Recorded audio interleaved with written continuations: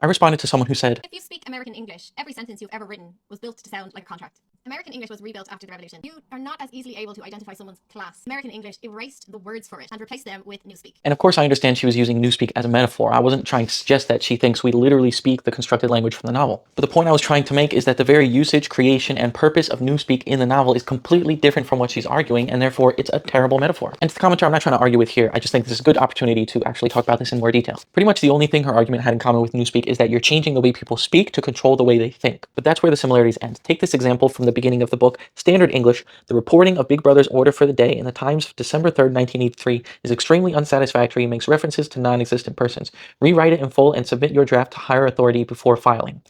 In Newspeak, Times 3.12.83 reporting BB day order double plus ungood refs unpersons rewrite full wise upsub and to filing. Not only is that just practically completely different from the minimal differences between American and British dialects that she actually mentioned, it has specifically designed words that still reference Big Brother, orders, and higher authorities, not trying to hide class. She also said, bureaucratic terms like the ministry become the department.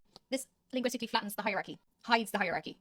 This is the veil of democracy shown in the language. There's still a hierarchy. It's just a department instead of a ministry. a helicopter skimmed down between the roofs. It was the police patrol snooping into people's windows. Class and authority and hierarchy are extremely visible. This was London, chief city of Airstrip 1. Like, it's not even a metaphor for Britain, it is Britain. The four ministries between which the government was divided: the Ministry of Truth, Ministry of Peace, Ministry of Love, Ministry of Plenty. No departments. And George Orwell even gave us an appendix, The Principles of Newspeak, which starts like this. Newspeak was the official language of Oceania and had been devised to meet the ideological needs of Ingsoc, or English socialism, not American capitalism. She claimed that American English and Noah Webster rebuilt, removed, changed, or invented entirely new words, but Newspeak was constructed almost entirely of words that we already possess. And he specifically uses an example of the American Declaration of Independence as something that is untranslatable to Newspeak. We hold these truths to be self-evident, that all men are created equal, that they are endowed by their creator with certain inalienable rights, that among these are life, liberty, and the pursuit of happiness, that to secure these rights, governments are instituted among men, deriving their powers from the consent of the governed, that whenever any form of government becomes destructive of those ends, it is the right of the people to alter or abolish it and to institute new government.